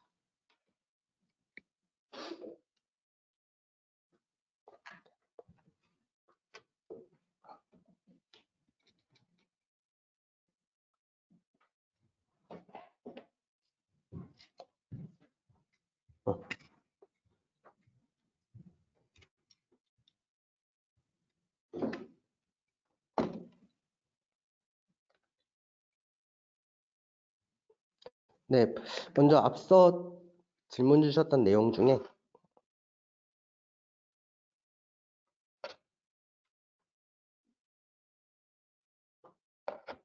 네, 트렁크 기반 개발을 할 때 프로덕션 배포까지가 단순히 이제 머지 후에 수동으로 전환하는 포인트 없이 그냥 프로덕션까지 이어져도 괜찮을지 이런 경험에 대해서 알고 싶다라는 질문을 주셨었는데요. 이 질문은 제가 답변 드리도록 하겠습니다. 우선은 이런 트렁크 기반 배포할 때 사실 가장 중요한 거는 단순히 뭐 배포 프로세스를 뭐 메인의 머지에서 자동으로 배포한다라는 게 중요한 게 아니라 메인의 머지가 됐을 때 배포 전에 통합 테스트든 뭐 단위 테스트든 이런 자동화된 테스트로 검증해서 자동으로 배포가 나가고 이후에 배포를 하더라도 기능 플래그 등 뭐 다른 이런 토글 기능을 껐다 켰다 할 수 있는 기능을 통해서 실제로 배포와 출시를 좀 분리하는 게 중요합니다. 그래서 이런 것들이 사실 저희도 좀 많이 사용을 하고 있고 실리콘밸리에서도 많이 사용을 하고 있어서 이런 것들을 좀 많이 블로그나 이런 검색해 보시면 많이 찾아보실 수 있으실 것 같은데요. 개발 쪽에서 되게 핫하기는 했었어요. 이런 트렁크 기반 개발에 대해서 하고 싶다라는 이야기들은 많고 그런 발표나 세미나들 자료들은 많은데 실제로 도입하실 때 문제가 되셨던 부분들이 이 질문과 마찬가지인 것 같습니다. 배포를 했을 때 정말 영향이 없는 게 맞는지 그런 것들을 기능 플래그를 통해서 코드 배포와 출시를 분리해서 사용을 해보실 수 있을 것 같습니다. 네, 그리고 피처 토글이랑 다른 거냐고 질문 주셨는데, 네, 그 부분들 같은 경우에는 피처 토글이랑은 좀 비슷하다라고 이해해 주시면 되고요. 다만 다른 점은 피처 토글은 토글이라는 명칭처럼 온, 오프만 있다라고 생각을 해주시면 되는데, 기능 플래그 같은 경우에는 이런 퓨처 토글 기능뿐만 아니라 추가적으로 트래픽 제어까지 할 수 있다로 이해를 해주시면 될 것 같습니다.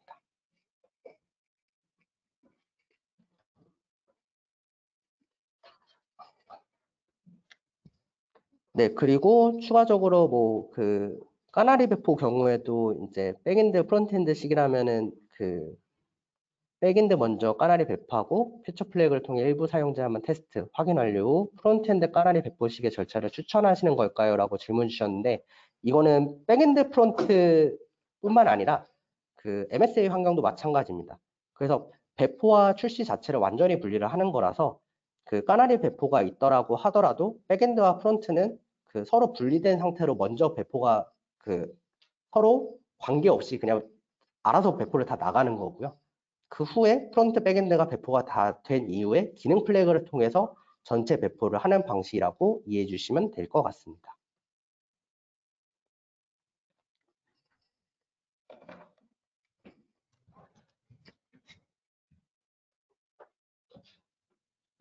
네, 그 질문들 중에서 좀 질문들이 많은데 제가 답변을 다 못 드린 것 같은데 시간 관계상 제가 그 Q&A는 좀 여기서 마치고 추가적으로 궁금하신 부분들이 있으시면은 저희 뭐 이메일이나 저희 핵을 통해서 질문 주시면은 또 답변 드릴 수 있도록 하겠습니다.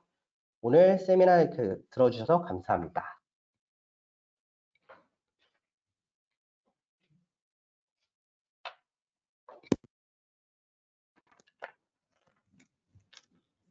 네, 이어서 저희 AWS 안성진 SA님이 들어오셨던 질문들에 대해서 라이브 Q&A를 또 이어서 진행을 해주실 예정입니다.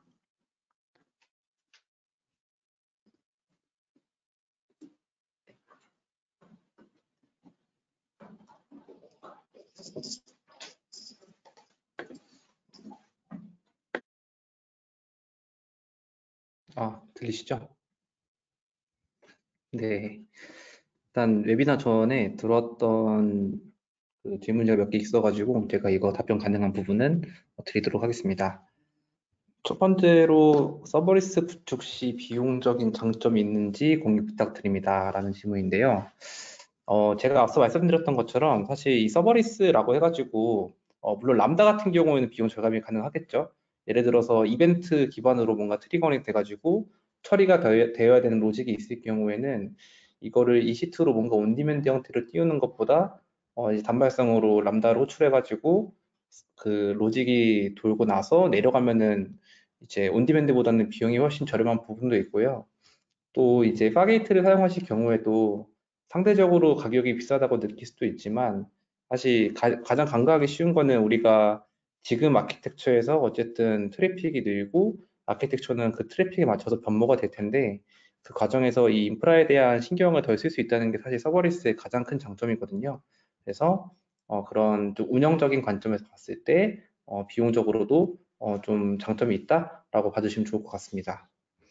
그리고 대용량 두 번째 질문이 이 서버리스로 대용량 트래픽 서비스가 가능한지 궁금합니다 라고 말씀 주셨는데요. 결론부터 말씀드리면 가능하고요. 실제로 이 람다를 활용해 가지고 이런 서버리스 아키텍처를 지금 구성한 사례 중에 하나가 그 레고 있죠. 그 장난감 레고. 레고 사례를 보시면 거기도 서버리스 형태로 구축이 되어 있습니다. 근데 이제 람다 같은 경우에는 사실 15분의 그 15분의 실행 제한 시간이 있기도 하고 이게 API 게이트웨이랑 람다를 인티그레이션 했을 때 29초 안에 이제 실행이 끝나야 된다는 뭔가 이런 제약 사항이 있기 때문에 만약에 그 람다를 사용하시는 게 아니더라도 파게이트를 사용하시면 현재 우리가 흔히 알고 있는 그런 거대 기업에서도 이런 파게이트를 충분히 사용하고 계십니다. 세 번째로는 예상치 못한 트래픽 증가로 인한 DB, 서버 등 부하 발생 시 다운타임 최소화 및 복구 노하우인데요. 사실 서버 부하, 그 EC2 같은 경우에는 이 부하가 발생했을 때 다운타임이 생기면 안 되겠죠. 왜냐면 이게 오토 스케일링 같은 거 안 쓰시는 분들께서는 EC2의 CPU나 메모리가 쳐버리면은 서버가 꺼질 수 있기 때문에 가장 탄력성 좋게 오토 스케일링 그룹을 만드신다든지 아니면 EC2가 늘어나는 시간이 사실 오토 스케일링 그룹이 좀 오래 걸릴 수 있거든요. 그래서 이때는 이제 EC2보다 좀 더 컨테이너 워크로드를 올려가지고 그런 프로세스들이 좀 더 빠르게 올라가는 방법으로 바꾸신다든지 아니면 그것보다 좀 더 오토 스케일링을 빠르게 하고 싶다라고 하시면 이제 EKS 같은 경우에 카펜터라고 하는 그런 오픈 소스가 툴이 있죠. 그래서 그런 이제 오토 스케일링 그룹이 그냥 트리거링 되는 시간을 좀 최소화할 수 있다. 그래서 그런 툴들을 사용해 보시면 좋을 것 같습니다. 그리고 뭐 DB 같은 경우에 다운타임이 발생하면 사실 이거는 일시적인 방편으로는 뭐 스펙업이 필요할 수도 있는데 뭐 사실 가장 흔한 방법은 이제 읽기 부하와 쓰기 부하를 구분을 시켜야 된다는 점. 예를 들면은 오로라를 쓴다 하시면은 뭐 쓰기는 쓰기 엔드포인트로 읽기는 읽기 엔드포인트로 그리고 읽기가 많아지면은 리드 리플리카를 추가로 만드시던가 아니면 앞단에 이제 캐싱 처리를 해가지고 DB에 들어간 부하를 줄이는 방식으로 이제 DB의 부하를 줄일 수 있습니다.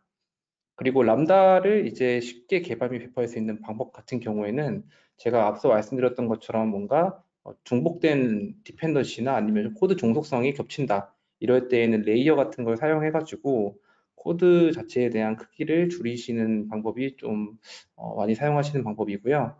그리고 성능 테스트 같은 경우에는 이거는 고객마다 다를 것 같긴 한데 그 외부 서드 파티 툴 중에 이 람다 성능 테스트로 자주 쓰이는 툴이 있거든요. 제가 이거를 이름을 뭐라고 읽어야 될지 모르겠는데 아이티럴이라고 읽어야 되나요? 아무튼 itrolly.io라는 사이트 가보시면 여기서 그 람다에 대한 로드 테스트를 진행했던 사례가 몇 번 제가 봤었습니다. 그래서 여기서 진행을 하시거나 아니면 뭐 기존에 있던 뭐 네, 자체적으로 뭔가 부하 테스트를 진행하셔서 타임아웃이나 그 람다 메모리 적정 사이즈를 찾는 방법이 좋을 것 같습니다. 마지막으로 이 서버리스 서비스를 만들 때 하나의 람다 함수가 어느 정도의 작업을 맞는지 궁금합니다. 이거는 사실 이 내용 가지고 뭔가 이렇게 이건 적정 사이즈 아니면 이렇게 좀 작게 쪼개야 돼라고 뭔가 정의를 내리기는 어렵지만 뭐 get 요청이라든지 포스트 요청이라든지 뭐 이런 식으로 HTTP 메소드마다 뭔가 쪼개는 분들도 계시고 아니면 뭐 그렇지 않은 경우도 있지 않을까라는 생각이 드네요. 그래서 이 내용은 사실 좀 더 구체화된 내용을 전달해 주시면 저희가 후속 기술 미팅을 통해서 전달 드릴 수 있도록 하겠습니다. 네, 이상입니다.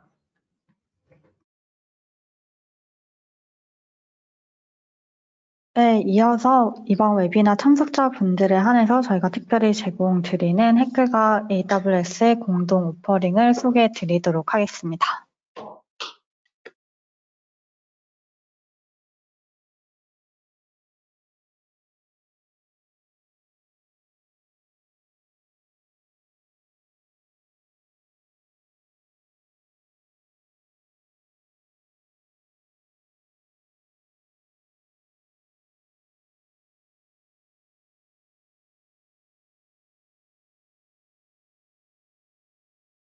네, 안녕하세요. AWS 스타트업 팀의 최종훈입니다.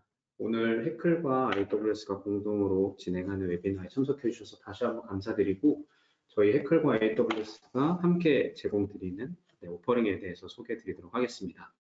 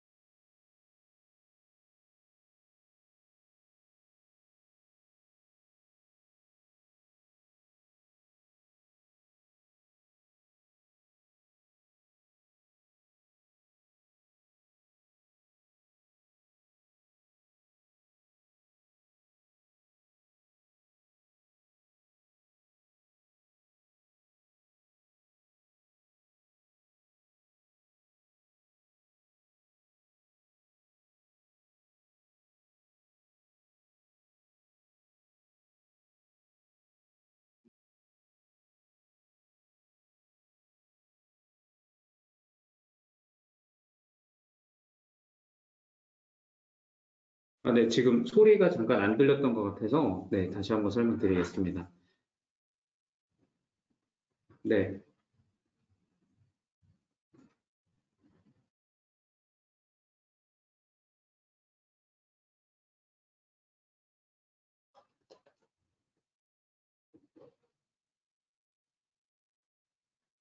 네. 조금 전에 그 음성이 지금 안 들어갔던 것 같아서 다시 한번 좀 설명드리겠습니다. 먼저 해클의 지원 프로그램을 좀 안내 드릴 텐데요. 오늘 웨비나 참석해주신 고객을 대상으로 해클에서 400만 원 상당의 해클 크레딧을 지원 드릴 예정입니다. 크레딧 제공을 희망하시는 경우에 라이브 채팅창에 띄워진 신청 양식을 작성해 주시면 해클 쪽에서 지원 관련해서 안내 드릴 예정입니다. 네.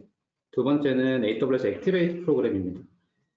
AWS 액티베이트 프로그램은 스타트업이 비즈니스를 성장시키는 데 도움이 될 수 있도록 AWS를 사용하실 때 적용받으실 수 있는 크레딧을 지원해드리는 프로그램입니다.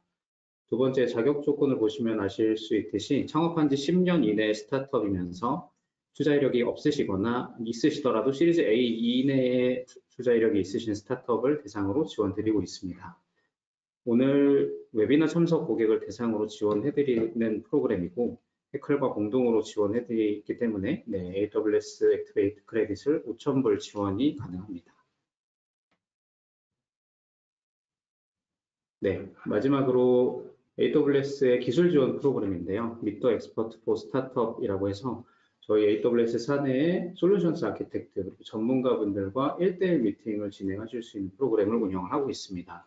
왼쪽에 보시는 AWS 기초적인 부분부터 아키텍처를 포함한 AWS 전반의 기술 질의에 대해서 기술 미팅을 지원해 드리고요. 신청 방법은 AWS 담당자분께 문의 주시거나 자료에 포함된 링크를 통해서 신청해 주시면 됩니다.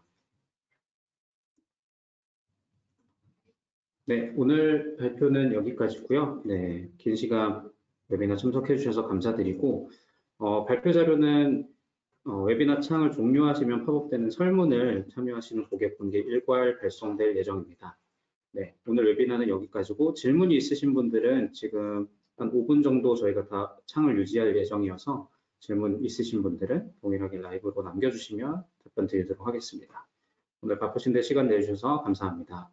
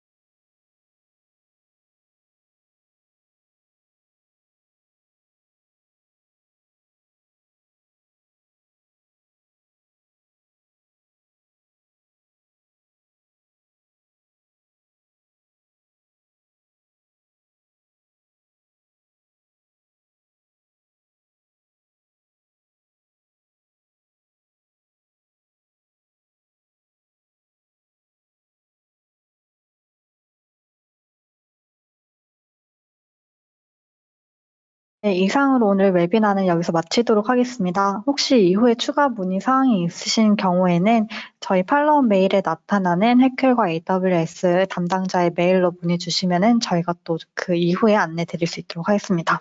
오늘 모두 귀한 시간 내주셔서 참석해 주셔서 감사드립니다.